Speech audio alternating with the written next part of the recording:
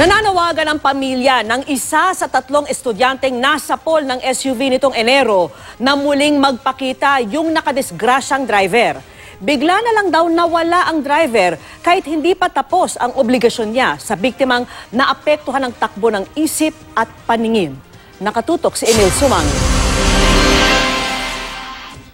Papasok na sa kanilang paaralan at tumatawid sa pedestrian lane ang grupo ng mga estudyanteng ito nang masagasaan sila ng paparating na SUV. Sa lakas ng impact, humagis ang mga gamit ng biktima, tumilapon ang 3 nasagasaan at nawala sa frame ng CCTV video. Nangyari ang disgrasyang ito pasado alas 5 na madaling araw nitong January 29 sa Macapagal Boulevard, Pasay. Na ospital lahat ang magkakamag-aral na biktima. Nasa mabuting lagay na ang 2 sa kanila.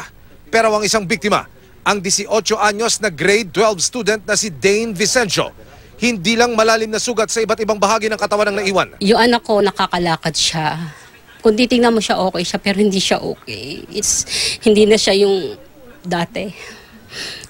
Kung titingnan yung anak ko, wala na yung liwanag sa mata niya. Ayon sa medical certificate, nagkaroon ng pamumuo ng dugo sa utak ang biktima. Naapektuhan ang takbo ng isip at kanyang paningin. Yung anak ko po may post-traumatic amnesia. Yung bawat nangyayari sa kanya everyday, 3 minutes lang yung retention sa kanya. Hindi niya po matandaan kung nakaligo na siya. Tapos yung mata niya po nababanlag po, yung right eye niya. Ngayon lang po niya naidilat yan. Hindi ko po maalala yung mga recent events. Pero yung mga dati po naalala ko. Sa kalagayan ni Dane ngayon, lumiban muna siya sa pag-aaral. Gusto mo maging? Lawyer. Lawyer. Opo. Itutuloy pa rin ba? Kaya ng katawan mo? Opo, kaya po. Ayoko mag-stop ayoko mag-stop. Pero po kung kailangan po, edi okay lang kasi ano pong magagawa ko. Di lang ito ang kalbaryo ng pamilya ni Dane. Ang nakasagasa kasi sa kanya na kinilalang si Grace Ann Balendez Calubia. Makaraan daw bayaran ng halos kalahati ng 200,000 pesos na hospital bill ay naglaho na. Sabi mo, tutulungan mo kami. Kaya umpisa pa lang sabi ko, hindi ako magdidemanda, basta tulungan mo yung anak ko.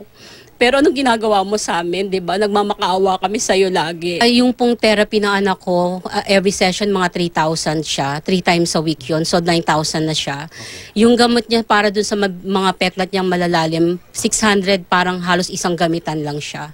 Patay ang cellphone ni Calubia ng aming tawagan. Matagal na rin daw itong umalis sa kanyang nakatalang home address sa Mandaluyong. Ayon sa mga residente. Alam ko naman po hindi niya sadya yun, hindi masadya. Pero dapat nag-ingat pa rin. Kasi nasa pedestrian lane naman kami. Tapos tapat pa ng school. Dapat pag-ingat. Pakisagot po yung mga kailangang sagutin. Kasi hindi po kami mayaman. Emil Sumangil, nakatutok 24 oras.